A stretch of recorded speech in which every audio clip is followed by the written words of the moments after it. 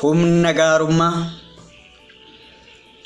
jireenyi hilaalcha tola kaayyoon karooran qajeela galmi mul'ataan wal hilaala hamaarra gaarii yaadutu caala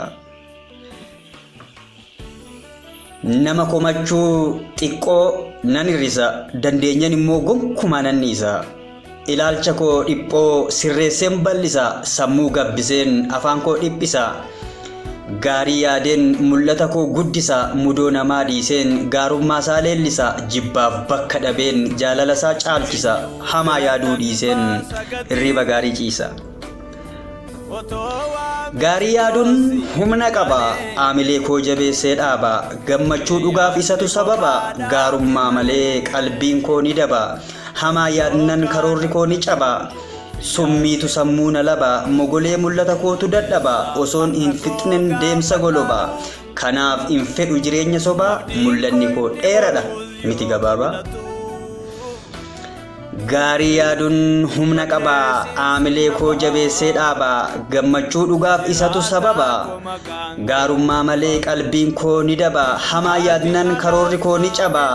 summiitu sammuu na laba mogolee mul'ata kootu dadhaba osoon hin fixinan deemsa goloba kanaaf hin fedhu jireenya soba mul'anni koo dheeradha miti gabaaba kun shaakalan ani itti of leenjisu sirrii miti jedhanillee hin dhiisu gaariirra hamaa hin caalchisu naaf galee wanti barbaachisu ati mataan koo inni mormaan olii waan hunda inamanin filadhuu calali iji waan baay'ee argaa tolchii gargar dhili gurris dhaga'ee hin guutu gaarii keessaa fili bulchi tolchi miilaf harka arrabas hamaarraa sit dhorka ati gadi dhiifnan waan baay'ee marqa eeyyama kee malee eenyu teessa dhaqa ati mataan koo inni morma koon olii wanta hunda inamanin filadhuu calali iji waan baay'ee argaa tolchii gargar dhili gurris dhaga'een guutu gaarii keessaa fili bulchi tolchi miilaf harka arrabas hamaarraa sit dhorka ati gadi dhiifnan waan baay'ee marqa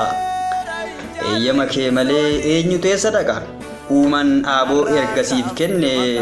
hamaa humna kee oliitti ergasin laanne onnee fayyaasiif laatee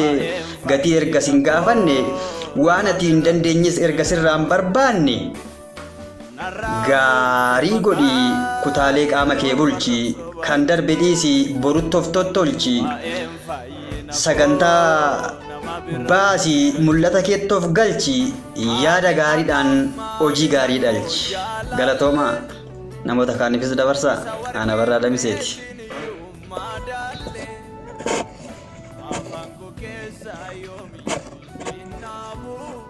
Halkan guyyaa si